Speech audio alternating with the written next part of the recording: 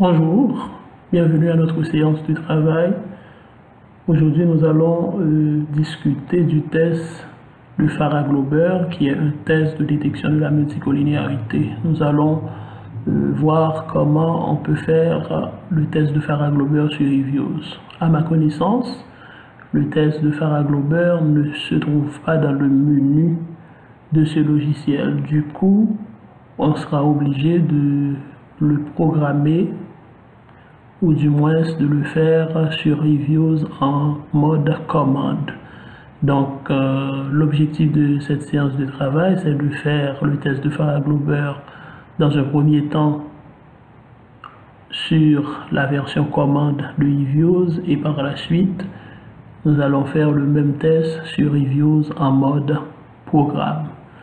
C'est parti. Pour faire le test de la version commande, il faut juste cliquer sur cette bande blanche que vous voyez là en haut du logiciel, et puis on va, comme on a l'habitude de faire dans eViews version menu, créer un espace de travail. Donc pour créer un espace de travail sur eViews en version menu, il suffit juste d'écrire WF Create. Je vais mettre ici A parce que la fréquence c'est annuelle. L'année de début c'est 2000 et puis l'année de fin de période c'est 2022. Donc je choisis 23 observations et je presse Enter sur le clavier et vous pouvez voir cette fenêtre qui s'affiche. Ensuite, qu'est-ce que nous allons faire? Nous allons lire les données.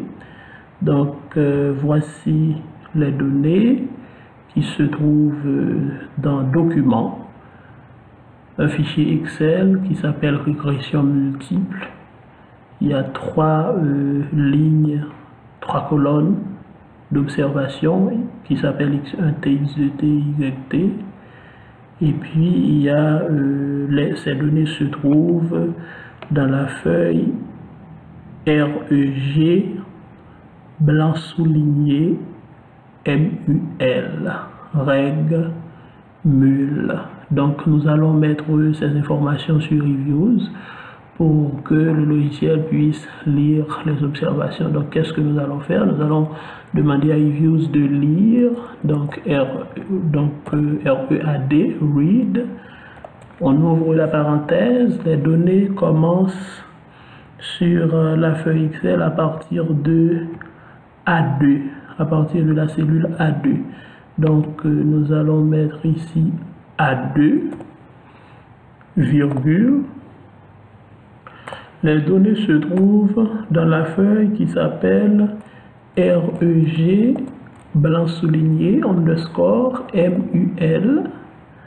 Donc voilà, les données se trouvent dans cette feuille qui s'appelle REG blanc souligné MUL, et puis on ferme la parenthèse. Ok, et puis le fichier s'appelle régression multiple, REGRESSION blanc souligné underscore, si vous préférez, multiple .xls, c'est un fichier Excel. Arrivé ici, je dois ajouter une dernière information, c'est le nombre de colonnes, le nombre d'observations qu'on a, c'est 3, et je presse Enter. Donc en pressant Enter, qu'est-ce qu'on voit? Donc eViews me dit que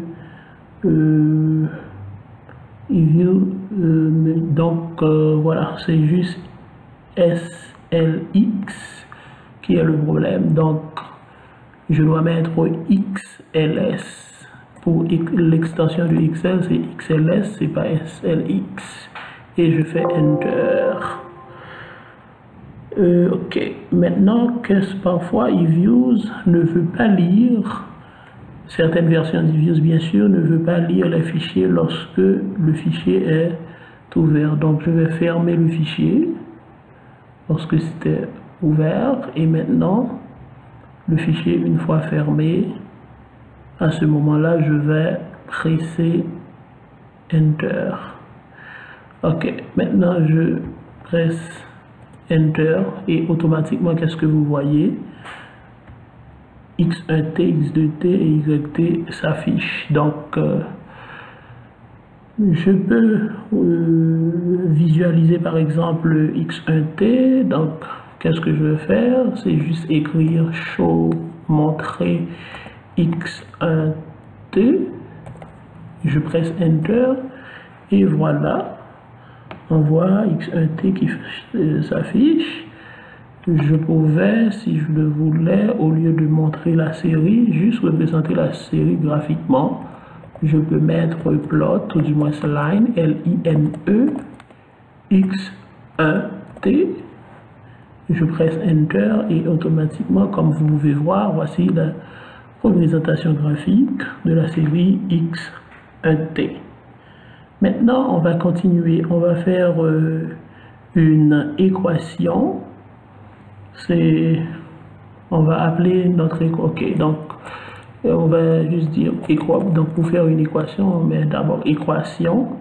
Maintenant, on va mettre le nom de l'équation. Je voudrais appeler mon équation EQ1. La méthode d'estimation, je veux estimer mon équation par la méthode des moyennes carrées ordinaires. Donc pour cela, je vais mettre .ls, list square.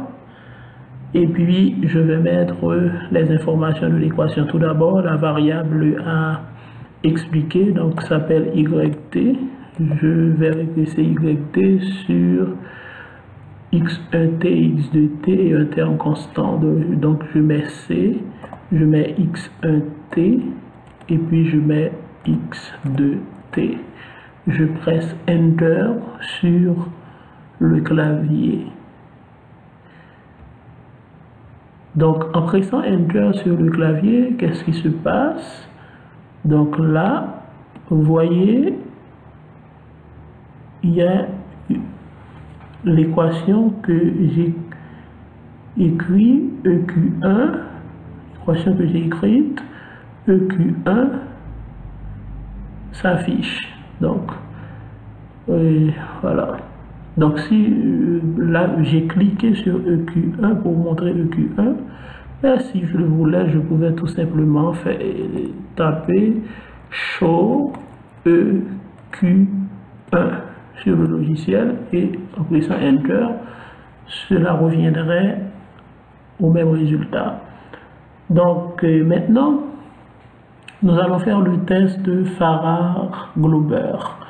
Pour faire le test de Farrar-Glauber, comme on a vu dans une vidéo antérieure, l'objectif sera de tester les déterminants de la matrice de la matrice de coefficient de corrélation. Donc pour cela, nous devons calculer cette matrice, la matrice des coefficients de corrélation, et nous allons sur Reviews. Donc pour calculer cette matrice, qu'est-ce que nous allons faire? Donc étant donné que nous avons deux équations, deux variables explicatives, donc nous aurons besoin d'une matrice 2 par 2. Donc pour cela, nous allons dire à Reviews matrix de 2. Ok. Et puis nous allons donner un nom à notre matrice. Donc c'est à vous de choisir le nom de votre matrice. Moi-même, pour pouvoir me rappeler, je vais appeler la matrice COF COR.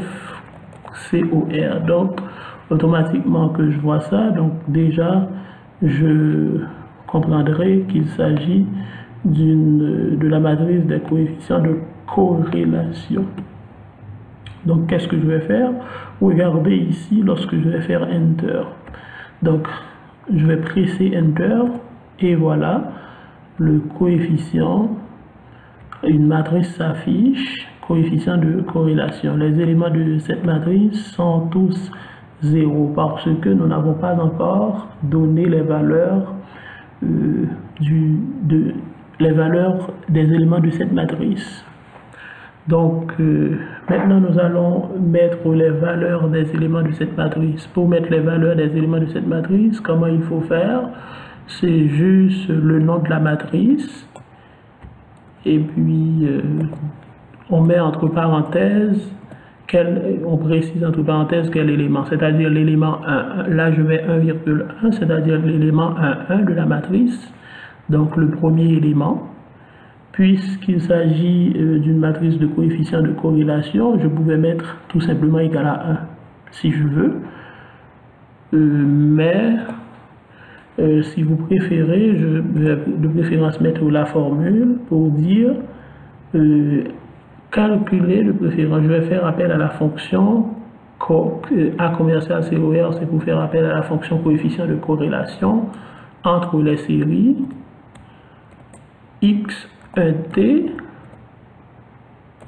et X1T. Voilà. Donc là, c'est pour calculer le coefficient de corrélation entre les séries X1T, X1T. Donc, puisque c'est calculer le coefficient de corrélation de la série par rapport à elle-même, donc cela va donner automatiquement, là j'ai précisé, c'est l'élément 1,1. Donc je vais presser Enter sur le clavier. Regardez la transformation qui va se faire au niveau de l'élément 1,1 de la matrice. Donc je presse Enter. Donc automatiquement, on n'a pas 0 ici, on a 1.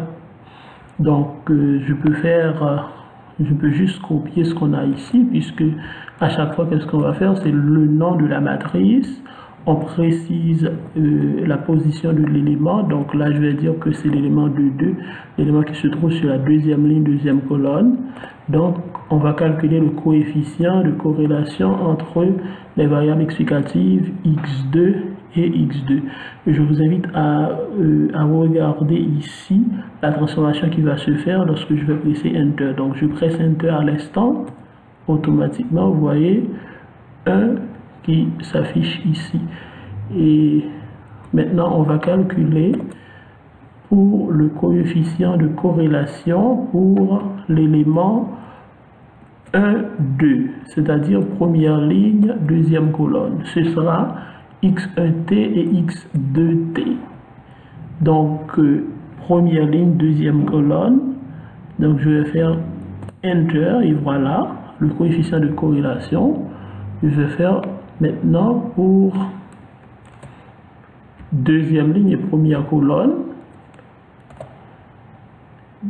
C'est l'élément 2,1.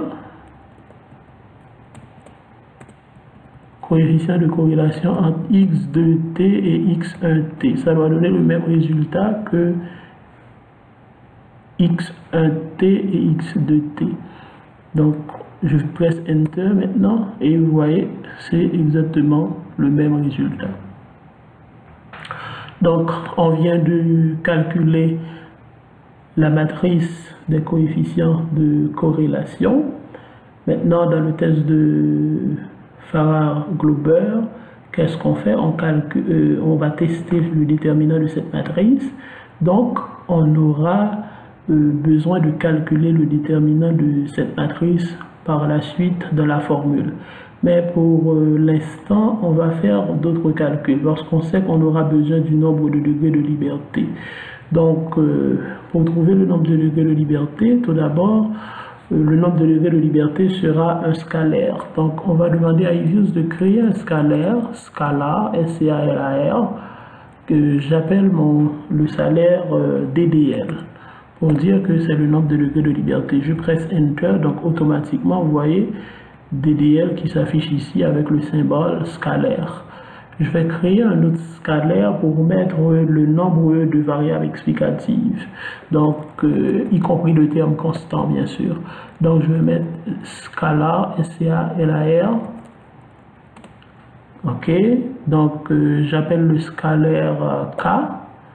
Je fais Enter, automatiquement vous voyez scalar, le scalaire K qui s'affiche avec la valeur 0.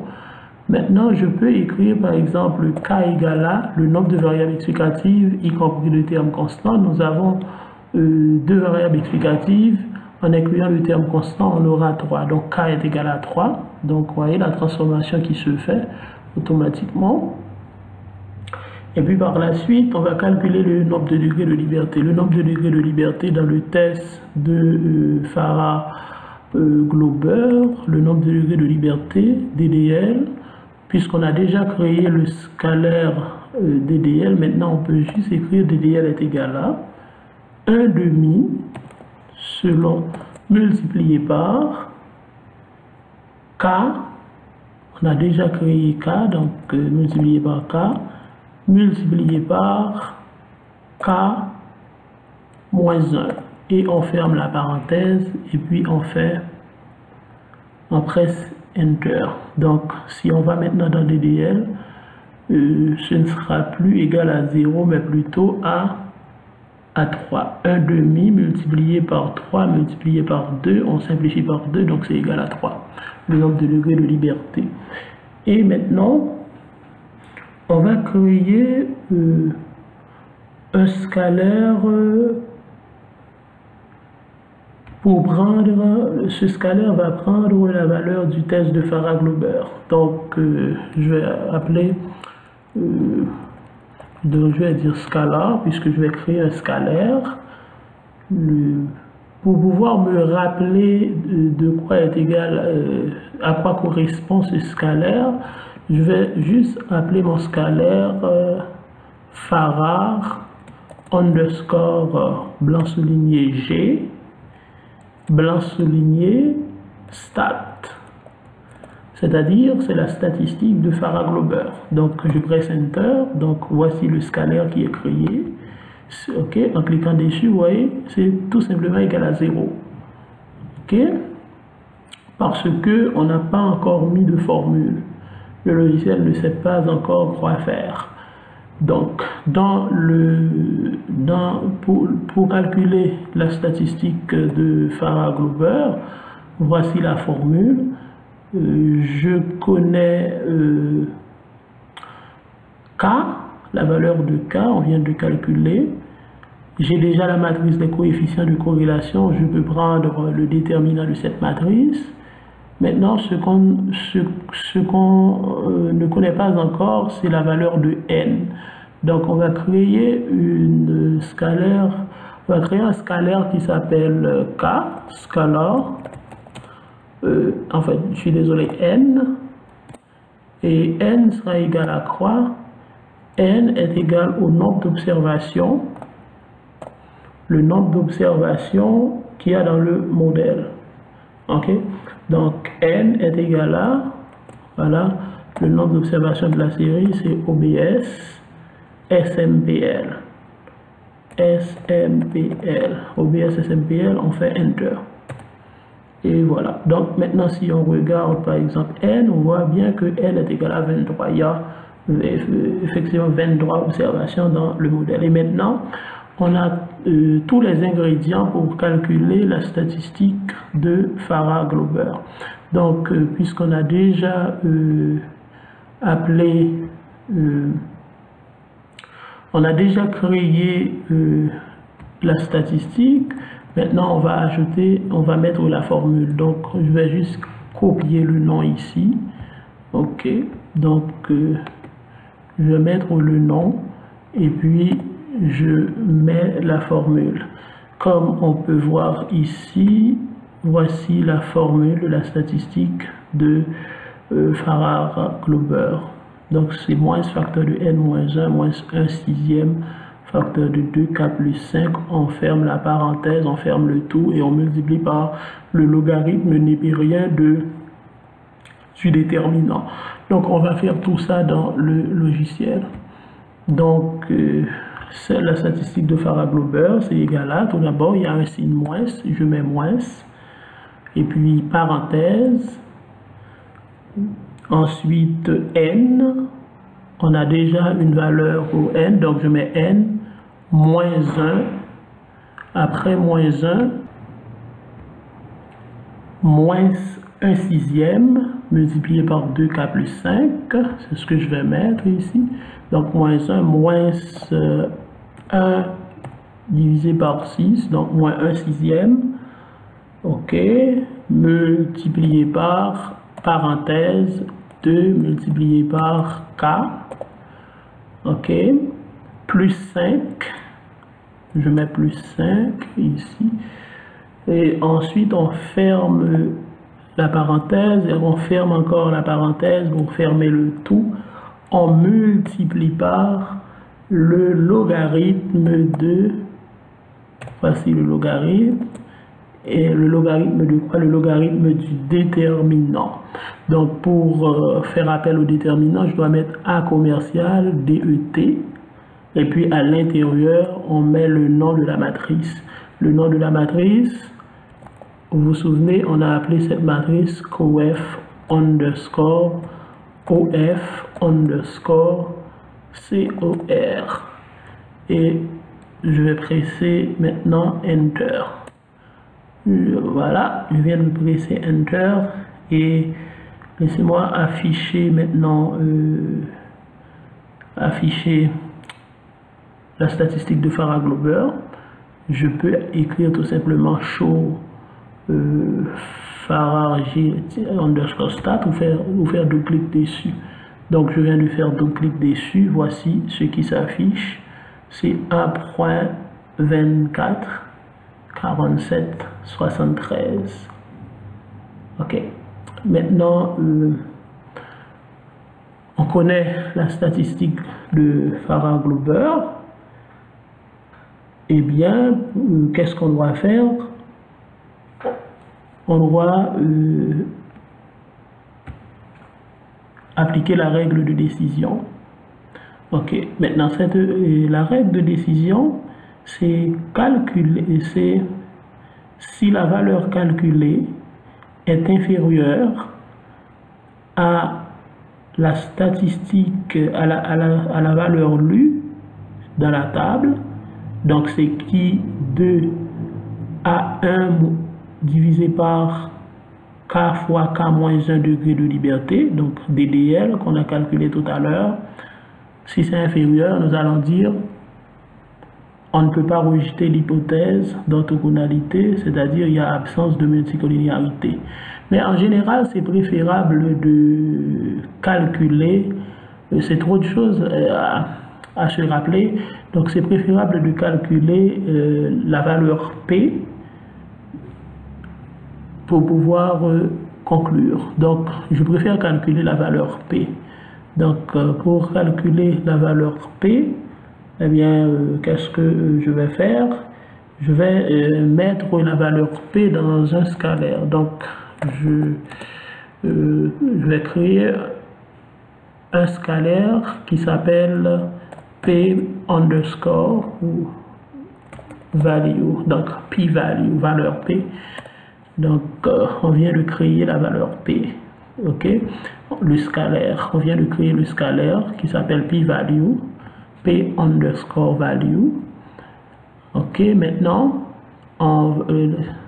pour P underscore P blanc souligné VALUE est égal à quoi?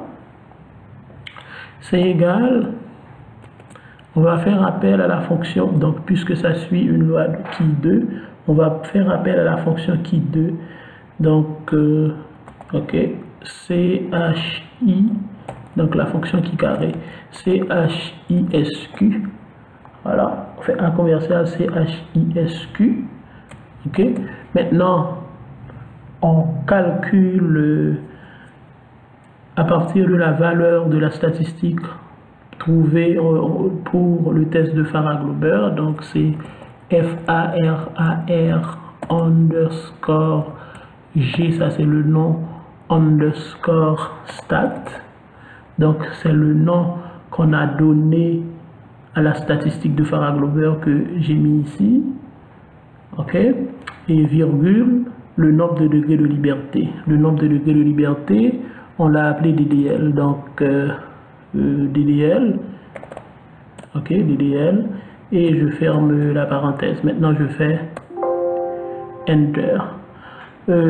Ça me dit que Farah-Stat is not defined. Ok, c'est juste parce que j'ai mis 3 R au lieu de 2 R. Donc, on va corriger. J'enlève R une fois. Maintenant, on a 2 R. OK. Maintenant, je pense que c'est bien écrit. C'est toujours mieux, par exemple, de copier le nom ici. OK. Je fais copie et je mets ici, comme là, c'est plus sûr. Il n'y aura aucune différence. OK. Voilà. Je colle ici, donc. Et maintenant, je fais Enter. Donc, en faisant Enter, en pressant Enter, donc, qu'est-ce qu'on voit? La p-value qui est égale à 0.77. Pour maintenant, l'interprétation est plus facile à faire. Qu'est-ce qu'on sait? On sait que dès lors que la p-value est inférieure à 5%, on rejette H0. Maintenant, dans le cas qu'on a ici, la p-value est supérieure à 5%. C'est supérieur, ok? Donc c'est égal à 77%. Donc, on va dire, on ne peut pas rejeter H0. H0 disait quoi dans le test de Farah-Glauber?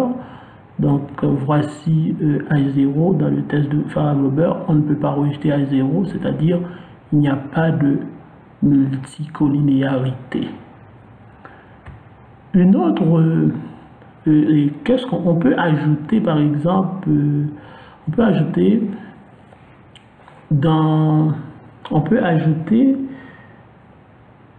la règle de décision. Mais pour ajouter la règle de décision, on aura besoin de le faire sur eViews en commande et non en mode programme et non sur commande. Donc voilà. Donc qu'est-ce qu'on peut faire? On va juste utiliser toutes les lignes de code qu'on a ici, toutes les informations qu'on a ici pour refaire les différentes étapes. Maintenant, on va faire le même test, mais cette fois-ci en mode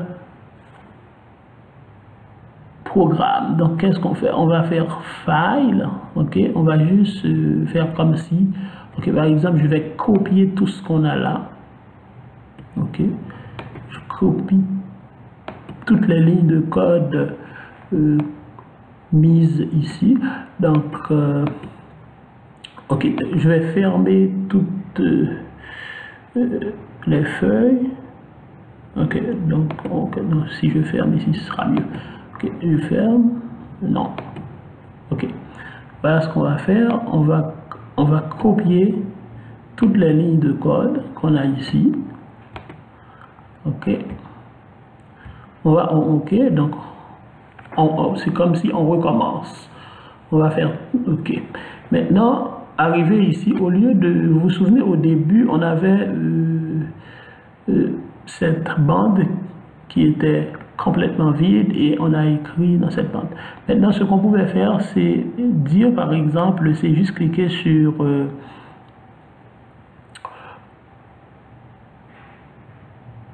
File, New. Au lieu de cliquer sur Work File, comme pour menu, on va cliquer sur Programme. En cliquant sur Programme, on voit, on a cette fenêtre qui s'affiche et là, on peut commencer à écrire les lignes de code. Bon, étant donné qu'on a déjà écrit les lignes de code, on vient de les copier et on va les coller ici. Ok, hop, paste. Voilà.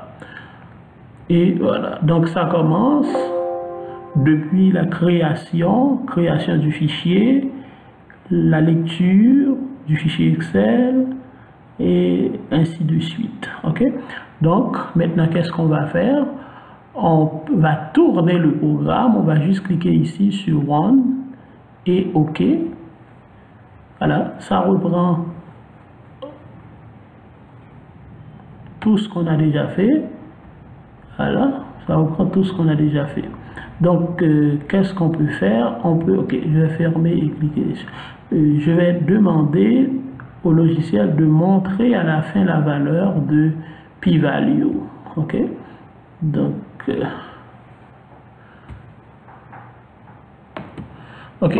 je vais dire au logiciel de calculer p-value. Donc, show p-value. Ok, et là même en pressant Enter, ça ne va rien afficher.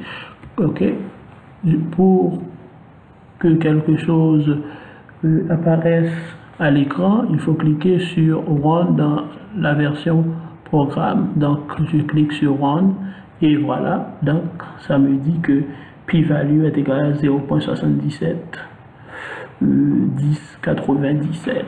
Voilà. Ça, c'est la valeur de p-value. Maintenant, dans le programme, qu'est-ce que je peux faire? Je peux, par exemple, ajouter la règle de décision.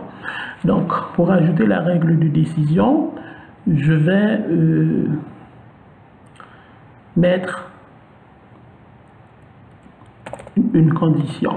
La règle de décision, c'est quoi? C'est si p-value est inférieur à...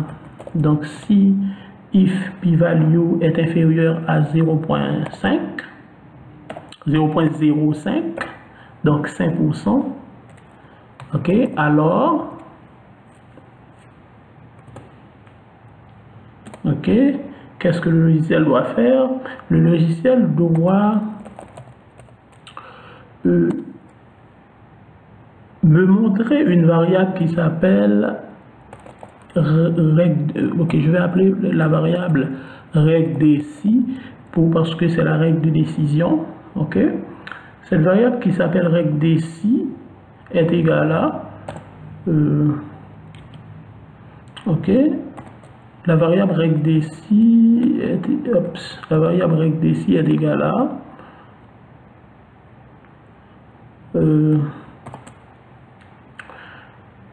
présent, ok, je vais l'appeler présence de multicollinéarité. J'ai mis présence de multicollinéarité. Voilà.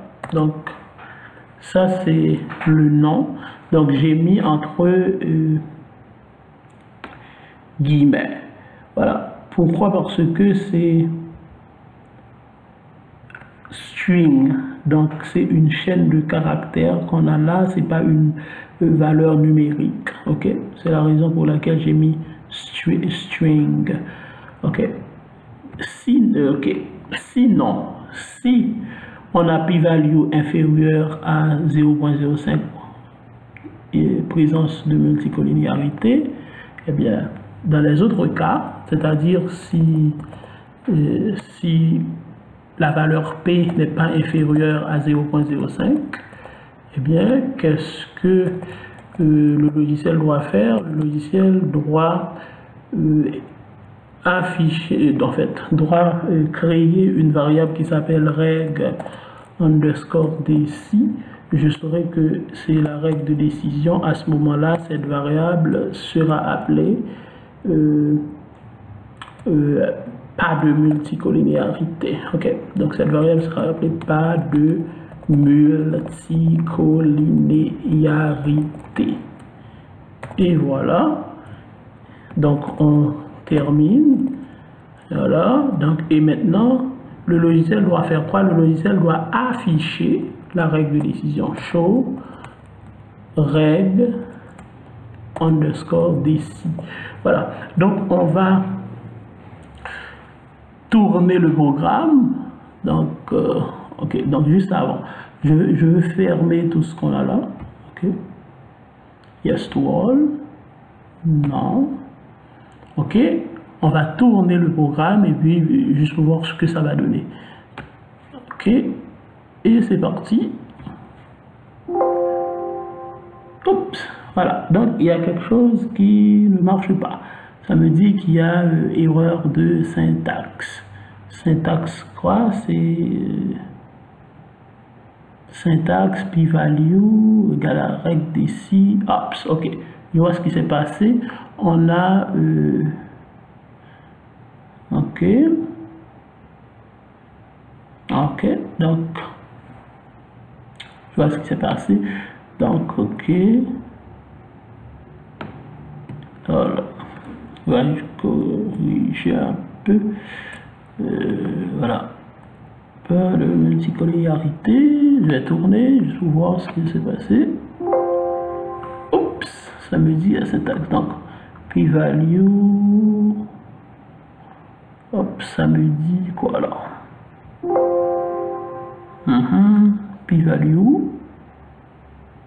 P-value, oops, error, p-value, string, regdeci.